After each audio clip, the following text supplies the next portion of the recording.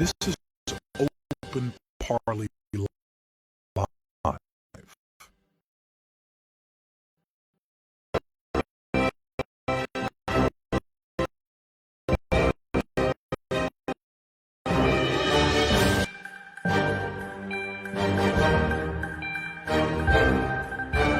This is Open Parley Live.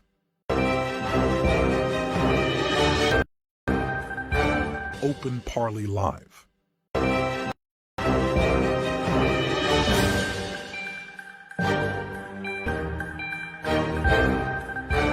This is Open Parley Live.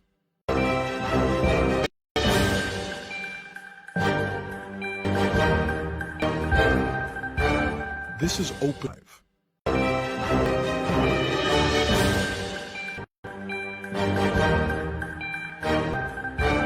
This is Open.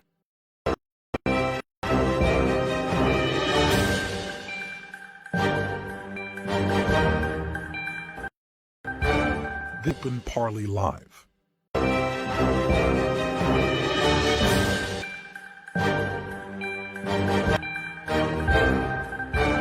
Then live.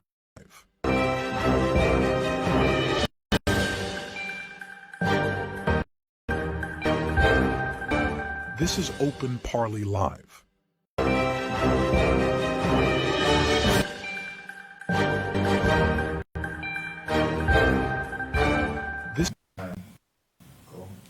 Hello and a warm welcome to Open Parley Live here on Open Parley. My name is Lynette Manzini. Thank you very much for joining us. In today's conversation, I want to analyze the State of the Nation address. So every year, at least once a year, President of the country, of the Republic of Zimbabwe, is supposed to address joint houses, that's the lower and upper house of assembly, and give a State of the Nation address. And this looks at the politics, the economy, and the social spheres.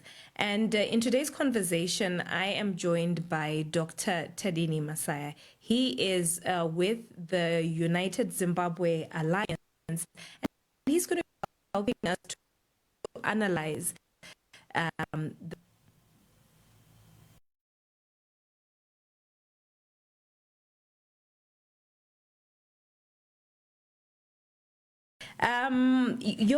I was going to ask you about your first impression, but I'm not going to do that. I'm going to, okay, I'm going to ask you what, it's your first impression anyway, but what were your thoughts when you heard the State of the Nation address?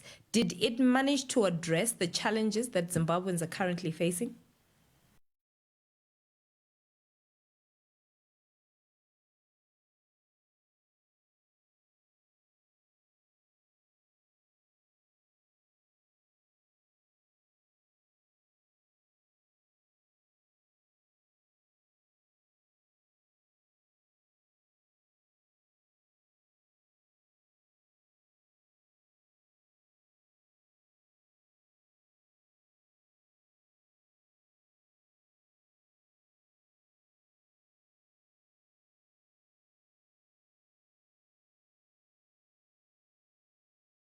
I have a feeling that the president of the republic fell short when it came to that issue. And if I'm to put it in one word, I would say empty.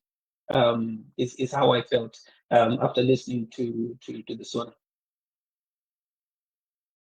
Of the daily newspaper, the Newsday, they actually had a headline written, empty SONA. And thank you very much for your response. And those who are watching us live, either on Facebook or on YouTube, feel free to let us know what you thought about, the State of the Nation address. What were the issues that you thought were missing in SONA, in the address? I think one issue that was critical and everyone was expecting is, of course, the state of the economy with regards to the currency. There was a lot that the president had to speak about in terms of how the ZiG had performed in the past 6 months ever since its introduction and to the day that he gave it. The changes that had happened a few days prior and the changes that happened a few days that which will happen soon after the SONA. You see, I think that was a critical thing that he was supposed to really touch on and emphasize on the effects of that currency change to the industry, the business community, and the social and the society, how everyone is faring. And I believe he did not do any justice when it comes to that. There was also it was critical also for him to talk about the heightened state of the security apparatus. Why are we living with a security apparatus that is ready to go to war? Is it because there is a threat externally or is there a threat internally? And I think I'll touch a bit more on that. But those to me were essentials. And of course, the issue of El Nino and how it is affecting our people. He did touch on it, but not in truth, and did not bring to light the current state when it comes to the effect of the drought. Okay, I hear you, and I just want to go back to sort of like the beginning of his address. He spoke about, peace and unity. He alluded to the fact that, everything is happening, whatever is happening in the country is because there's peace and also because there's unity. When I was listening personally, I said to myself, is this the same country we're talking about? What did that mean to you? Did you get a sense of common purpose? Do you get a sense of common purpose among Zimbabweans? I know you frequent a lot of Twitter spaces there, and even just reading the Zimbabwean media, you look at the Sunday Mail, their headline read, Zimbabwe is in good hands, referring to the State of the Nation address, while on the other hand, Newsday had a headline, an empty SONA. Do you get a sense of social cohesion? Do you get a sense of common purpose in Zimbabwe currently? Because the president talked about unity. Actually, no. The first thing that I'll tell you, I'll talk about the peace aspect of it. You cannot talk about peace when people are being arrested for thought crime, merely gathering together and thinking of a free Zimbabwe. We have the 70 who were arrested in the past 2 months, and we have a lot of other political prisoners who are essentially in prison merely for thinking. So we cannot talk about peace when our prisons are filling up because of a difference in thought and people expressing exercising their rights rather. The second thing is the heightened state of the security apparatus that I spoke of. We were supposed to be having a meeting in Harare, and we did notify the police, not asking for permission, but just notifying them as is the requirement of the law that we will be having a gathering and there will be a lot of people. The response that we got from the security apparatus was that there is fear that people should not gather. People should not gather. People should not gather because there is a looming threat of the people expressing themselves. So already that speaks to a country that is not at peace. And then when we talk about unity, I think we have not experienced this level of tribalism for a very long time. Ever since the emergency of the administration led by Dr. Emmerson Mnangagwa, we have seen the issue of the Taranga agenda being brought up. We have seen a lot of separation when it comes to the tribes and emphasis of the differences in the tribes or the ethnic groups. We have also seen a clear separation between the haves and the do not haves. We know that the haves are immune to the law.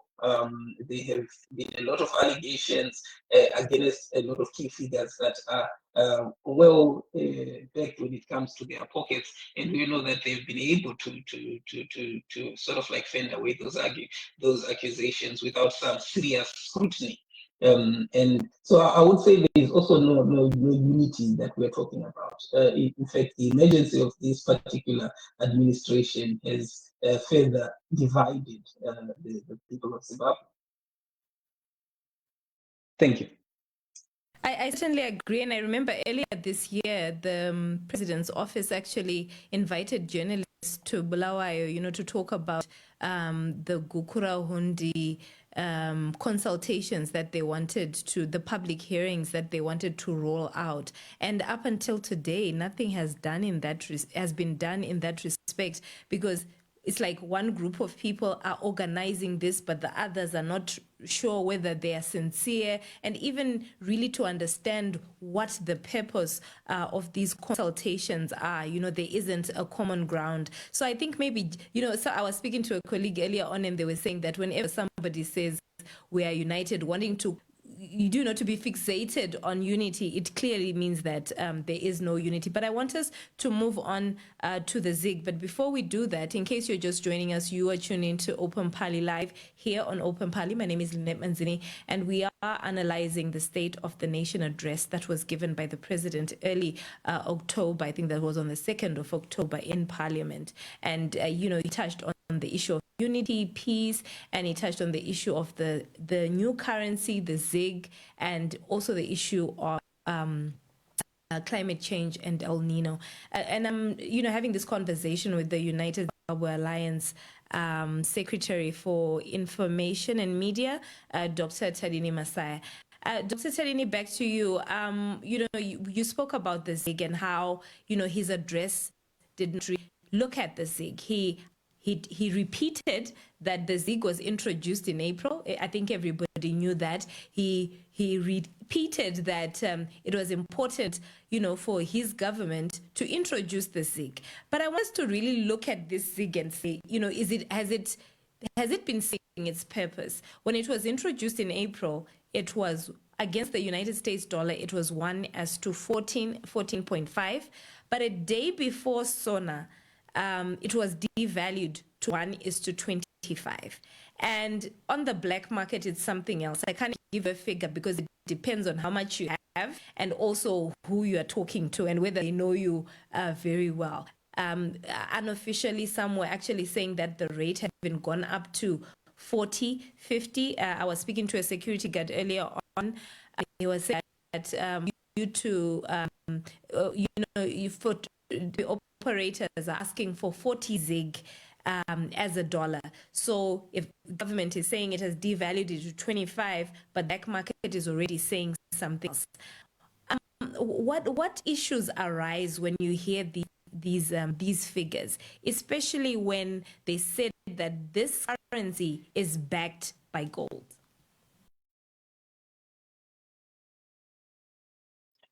Well, when this currency was introduced, I think in April, we had a conversation about it. And I remember we had professional accountant, if I'm not mistaken, as part of the conversation. And we did make predictions. And I think we were very lenient with it. And we said that we would give it 9 months to 12 months, and then it would have given out.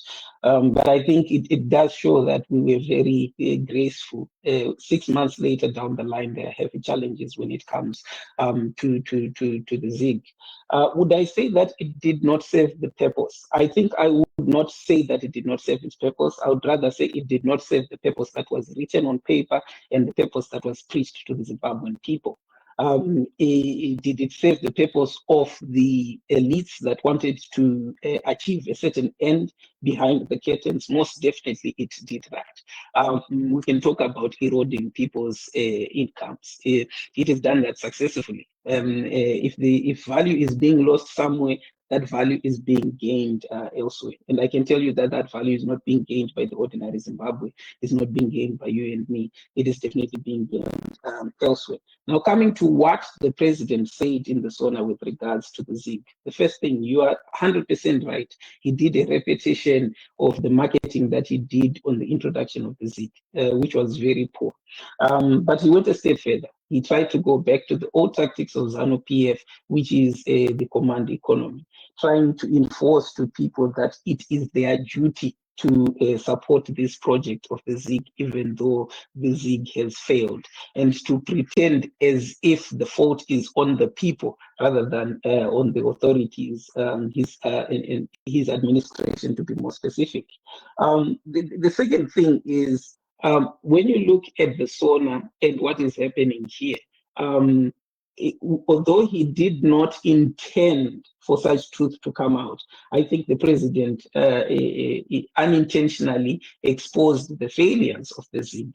And he also exposed the lie about the lie that they told about the reserves of the gold. The good thing is the Minister of Finance came in 2 days later and sort of admitted in front of everyone that maybe they had already sold off the 2 tons of gold that they were purporting to be backing the ZIG in the first place. He supposedly claims that it was a means for them to strengthen the currency by selling off the gold. So essentially, how the ZIG is behaving, what is said by the president in the SONA, connected together, exposed the lies that we were told about the ZIG in April. The ZIG is not backed by gold. The ZIG is not going to alleviate the economic woes of the Zimbabwean people, and the president and his administration do not have the dignity to accept when they have failed. He also deliberately ignored the pressure that is coming from industry tycoons that have threatened to essentially move out of the Zimbabwean market if they are continuously forced to operate with the ZIG, because it is not something that you can work with.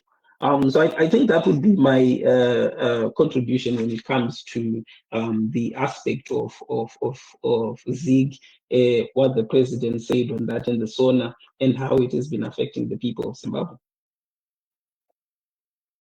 You know, I just remembered it was Chennai that we had on the show, the development economist. She was actually supposed to join us today, but because of something else, she wasn't able to. And indeed, you were very generous. You said, you know, let's give it time. And, you know, I remember even saying to you, ye men of little faith, why don't you believe, you know, that this currency is backed by gold? And we see that you were true to your word. And it becomes very difficult, Dr. Tadini, for people to then trust the government. If 1 minute you say this is going to be pegged, this is backed by gold, and secondly, the value of the ZIG will be at par with the gold on the international market. When the currency was introduced, it was the same rate with the gold on the international market. The gold on the international market has since increased, but yet the currency has been devalued.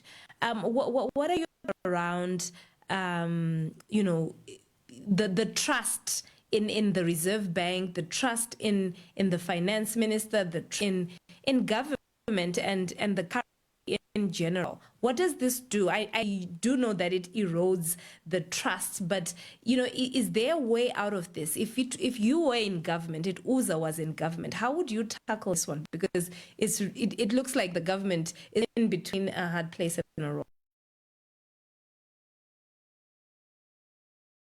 I think if the government of Zimbabwe is in a hard place, it is because of its own making and its own choosing. What they were supposed to do, if they were to continue with their ZIG project, was to make sure that there is a lot of transparency around the currency. And I think professionals have proffered to them the idea of a currency board that is administered by an independent party. They had also proffered to them the idea of very regular audits, given the history of the ZANU-PF-led government. But given all those opportunities, given all those options and all those ideas, the government of Zimbabwe deliberately ignored that and did not do that. What they chose to do was to send an entire president to have a photo shoot with 1 ton of gold. How embarrassing can that be? As opposed to using these well-trusted, well-understood methods, audits, currency boards, etc. Instead of doing that, they chose a photo shoot as the way to inspire confidence in the Zimbabwean people. And I think it came back and gave them the right results, there is no one who was going to give them any shred of trust, given that they didn't want to take up these traditional and professional routes that they could have used. We also have to take into account that, did the people of Zimbabwe have any trust to begin with? This is not the first time that we are having a currency challenge with with this particular government. I think we now have two Johns. We have John Zig and we have John Bond. We know what happened with the Bond and we know what is happening with the Zig. And then we even have a Governor Gideon Gono and what he was doing with currencies and what the consequences were to the Zimbabwean people. So there was never any trust to begin with. What happened is the people of Zimbabwe were gilded into this, the people of Zimbabwe were forced into it. Major businesses were forced into it. And we are also seeing the ripple effect of that. The retailers are threatening to move out. The retailers are closing down. I think I was listening to one interview. I will not cite it, but what people were talking about is that one of the most popular retailers is already beginning to shut down the outlets, and that is Food World, for example. And the other major retailers are threatening that if they are continuously forced to use this currency, they will step out. And essentially, what this is speaking to is that in the first place, they never agreed. It was simply a matter of being forced into it. And this is why I mentioned ZANU-PF going back to its traditional methods of the command kind of economics, trying to force people when we can see that the numbers do not sum up, they do not work. Thank you. Thank you. As you were speaking, I was just looking at Pick n Pay. You know, there's Pick n Pay. Where is it? Along shut down, like you rightfully say, Food Love as well. I think Bola Hardware now had a grocery section. They have since shut that down already. And, you know, it takes us back to, I think, the times when we had empty shelves. But unfortunately, this time, it's not empty shelves. These businesses are actually shutting down, and there will be no empty shelves to walk into if this continues. And I just want to then talk about, okay, that's the economic situation, you know, involving the ZIG and what the government has done. But I also just want to look at the issue of El Nino. President Emmerson Mnangagwa also highlighted that, you know, they are doing everything possible to ensure that no Zimbabwean goes without food as a result of the El Nino-induced drought. We are an agro-based economy, and because of this drought, our economy has been affected. In 2024, in 2023, when the finance minister was preparing the budget, they were expecting for the economy this year to grow by 3.5%, but that has been, you know, reduced to 2% as a result of the El Nino induced drought. And I want us to talk about the way food is distributed. For a very long time, under the ZANU-PF rule, we've heard that people in rural areas are complaining that, you know, the distribution is on partisan lines. And in his address early October, the president said that no Zimbabwean will go without food. Do you think that we can believe his statement this time around? Allow me to talk a bit about the El Nino itself, and then I will definitely touch on the food aspect. And what I will say is, when it comes to the El Nino phenomena, it is not something that just happened in 2023. This is a phenomena that is well understood scientifically. This is a phenomena that we can sort of draw some pattern. And 2023 is not the first year that Zimbabwe is being hit by a drought that is specifically caused by El Nino. 1982, we were hit by a drought because of El Nino. 1991 to 92, we had a drought because of El Nino. 2010, the same thing. 2009, 2010, the same thing.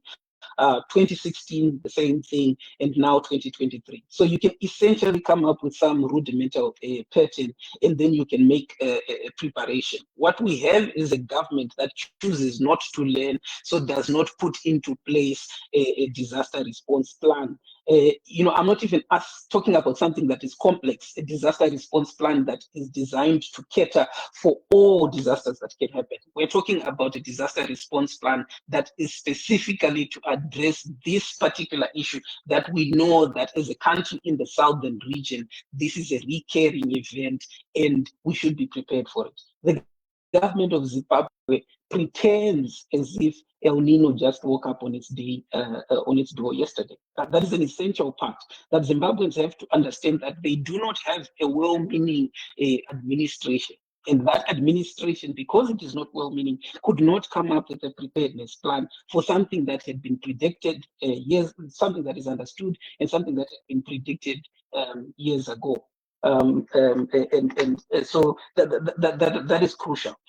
Then when it comes to the food distribution, I think the president did mention in his SONA that they are using the FDMP as a means to mitigate deficiencies in the rural areas. That program has always been marred by the same issues ever since its inception. And what are those issues? Distribution of food on partisan lines. What ZANU-PF has done is to give people food that is coming from other Zimbabweans, that has been funded for by Zimbabwean taxpayer money, and using it as a means for it to campaign. There has been rampant issues of abuse that are reported, including on national and ZANU-PF controlled broadcasting stations. The people have given testimony to how the distribution of food is being done on a partisan basis, and how the distribution of food is being used as a means to abuse, particularly for women and children. And now, ever since El Nino, we are also hearing that it has gone worse. We're now talking even about forced labor, equivalent to a form of slavery. And I think the president did not, I know that he did not touch on it, and I think he deliberately left it out, these problems that are around that particular program, because he knows that it will paint them bad, because they're doing a horrible job when it comes to the distribution of food.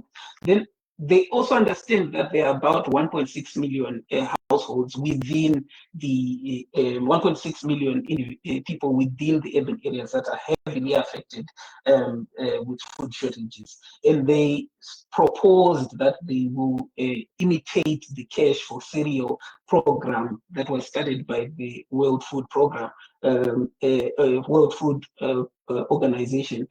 They said they would imitate that, and they would give out this cash to particular families so that they could buy the essentials that they need. This is what they planned. But we know that as of September 11, which is about a month ago or less than a month ago, that cash had not been distributed. So how can you be genuine about resolving the issue of hunger and malnutrition when hunger has been, we've been grappling with hunger for almost a year now? We are now almost in the next farming season, and you're telling us that you still haven't distributed that cash. As of September 11, Minister Moyo was merely saying that they are now at an advanced stage to distribute the funds. When do they want to distribute the funds? When people are dead? You see, and so if we were to touch on all the programs that the president mentioned in the SONA as a means to rectify the problem of the food deficiency that we're experiencing because of El Nino, I think it is clear that they are being disingenuous, and that the problem of hunger has not been alleviated in Zimbabwe. And the other thing that is also damning about distribution of food, especially when it comes to the FDMP program, is that the government is responsible for 52 districts in the rural areas, and the other 8 districts are overseen by these NGOs. You can see that there is a clear difference in how the food is being distributed and how the people receive that food. But it is all by design. ZANU-PF has seen an opportunity for it to use the food and the disaster that we're experiencing as a means for them to further their political agenda. rather than to just help Zimbabweans that are going through a tough time. It's not the first time they've done it. They did it with the disaster in Chimanimani. I'm pretty sure before they threw you a rope, they would ask you which political party you ascribe to or political ideology you ascribe to before they pull you out of the water. Thank you. So in case you're just joining us, you're tuning into Open Pali Live here on Open Pali. My name is Lynette Manzini. Thank you very much for joining us. And you're so right, Dr. Tadini. As you're saying that, I just remembered of the algorithm that government was using during the COVID-19 pandemic, to give relief to vulnerable families. When the finance minister was asked how they're selecting these households, he's just said that they are using a sophisticated algorithm. How then do we evaluate as the media or as opposition or as interested stakeholders in how individuals are being selected when you just say, sophisticated algorithm? I think this speaks to the issue of transparency that you mentioned earlier on, Dr. Tadini, to say nobody knows how things are being done in respect to the currency and also to this relief. One of the things that was also missing was the damage, the environmental damage that is being caused by mining. The president in his SONA address spoke about how the mining industry continued to attract investors. He didn't go further to mention, what's happening in the mining areas. We have seen, that Boterekwa area in Shurugwi, being destroyed, the environment being destroyed by mining companies. What is your view on that? Should he had mentioned these issues, or maybe is he blind to these things that are actually happening in the mining sector? That was a critical aspect that the president was supposed to talk about. But again, Munu Mkuru, so I wouldn't have to say that he lied, but I'd say he deliberately forgot to talk about what they have termed as the artisanal miners, what we all know as Makorokoroza or illegal panels. Now, they have caused so much devastation to the environment that we are changing our country at a very fast pace into a wasteland. And these are happening at small scale, but they are not regulated. All right, there is a reason that he's not talking about it, because they have intentionally allowed that to happen. And then they have taken away power from the organizations that are supposed to be regulating that, the agencies that are supposed to be regulating the mining activities and to preserve our environment, such as EMA, have essentially been reduced to toothless bulldogs. So if he is to speak about that and to empower them, then these activities would stop. But he does not want those activities to stop because they give him a cushioning in terms of not addressing the issue of unemployment. They also give them a cushioning in terms of providing an avenue for Zimbabwe to Zimbabwean minerals to be siphoned. Because as long as the mining is happening informally, we do not have an accurate accounting of all the minerals that are coming out of our soil and an accurate accounting of where those minerals are going. The second thing is that it permits for them to use Zimbabwe as a laundromat for dirty money. We do not even know that the minerals that we end up accounting for are in actual fact minerals that are coming from Zimbabwe, or they are minerals that have simply been fed through this informal sector so that someone, some way, can wash their illegal money that they've attained for themselves. However, these activities are happening under the watchful eye of the administration of Dr. Emmerson Mnangagwa. They are aware of this, and they are aware of the challenges that it brings and these opportunities that it presents to criminals. But they want those criminal activities to continue. That is why they are not addressing it. When it comes to the environmental degradation, they are also aware of the poisoning that is happening to our water, just at small scale, before we even touch the tycoons that they've allowed to destroy our country. But they want this also to continue. There have been research, there has been evidence when it comes to mercury poisoning. There has been a lot of death when it comes to the mining sector. And I think the media is metted with that, of disasters happening and also not having a response to that. And in those kind of disasters. So he deliberately ignored it because he knows that whenever he talks about it, it's going to present challenges to his administration, and it is going to paint to how they've reduced Zimbabwe into a laundromat, how they've reduced Zimbabwe and are turning Zimbabwe into a wasteland. Now, when it comes to the foreign entities that are being brought into the company, into the country, it is not bad for us to have that kind of investment, but it is definitely horrible if that investment is doing any form of mining in a way that is not sustainable, that is going to cost the Zimbabweans currently and the Zimbabweans in the future. And that is where we find ourselves having a challenge. So when people talk about the Chinese, they do not particularly have a problem with Chinese per se. They have a problem with the business model that the Chinese have been allowed to pursue, especially in these primary industries, a model where they seem to have no restraint. Anything goes. Vari kudya zvese kana vasvika pamba vanodya huku nemakonzo hapana chinosara. And this is happening under the watch of the ZANU-PF government. You see, so we do not want to put the Zimbabwean people in a situation where they seem to have some form of racial discrimination against investors. No, Zimbabweans have never been that. What they're having a problem with is the type of investment that these people are being permitted to do, and the consequences that this is happening on the people. The consequences that this is having on the people. You can see people have become landless. People have become disinherited, essentially. That is what is happening.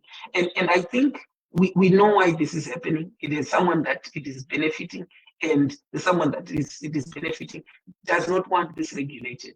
They have been given a payoff so that it should not be regulated, and anything goes. The Zimbabwean people definitely have to rise and fight against this kind of extractive industries that are happening in Zimbabwe. So lastly, on that particular issue, I would say, as he mentioned it, he did not touch on all these things for the only reason that they are not working as they should for the common man.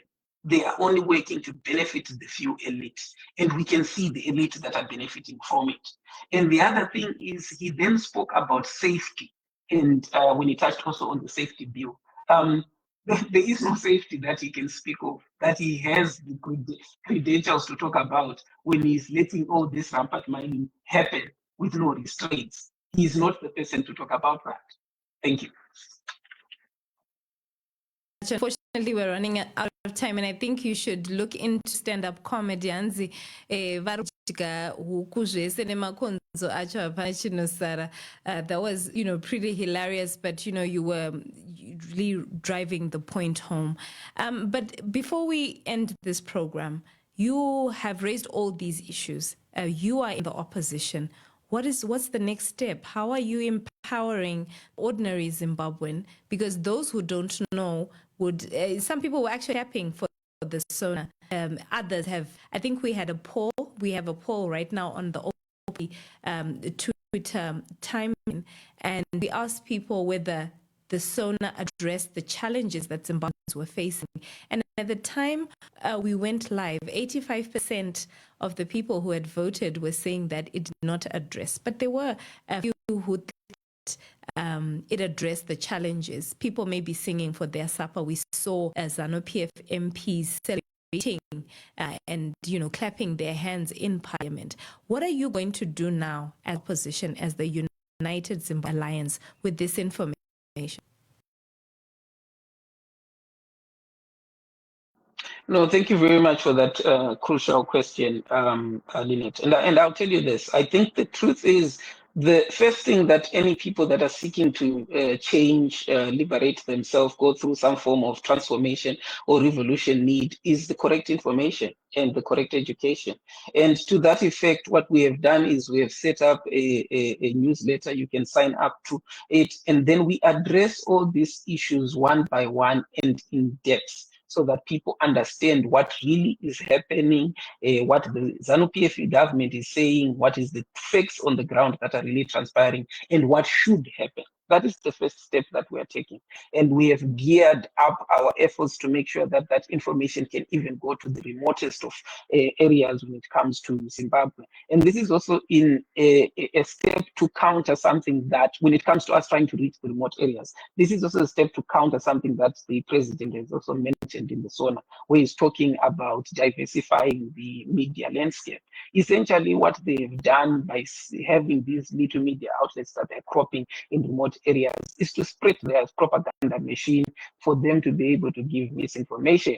Because he did not speak about equity when it comes to the media space. He simply spoke about its expansion. He did not talk about fair participation and fair interrogation. He didn't speak about that. So in order to counter that, we are also coming up with mechanisms where we can get the news to those remote areas as the first step.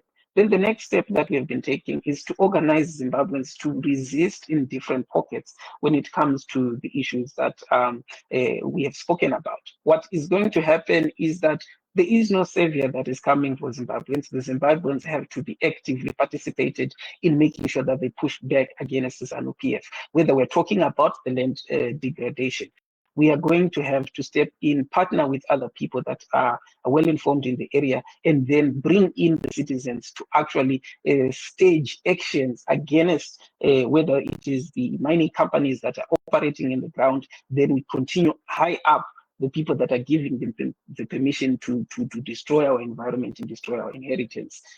This is the plan that we're pursuing as a political party when it comes to trying to save Zimbabwe for Zimbabweans and trying to unite Zimbabweans to counter the machinations of ZANU-PF. I have to say that we do not expect it to be an easy task. There has been a culture that is set in Zimbabweans that they should expect saviors. And we definitely are against that approach. And our approach is to empower every single Zimbabwean to become an active citizen and to actively participate in transforming the nation for good, not this transformation that is coming under ZANU-PF. Thank you. I'd like to thank you very much for joining us. So, thank you. So there you have it, viewers. That was Dr. Tedini Masai. He's with the United Zimbabwe Alliance. We were talking about the State of the Nation address that was issued by President Emmerson Mnangagwa early October. And Dr. Tedini was helping us to analyze that. So thank you very much for joining us. Until next time, my name is Lynette Manzini.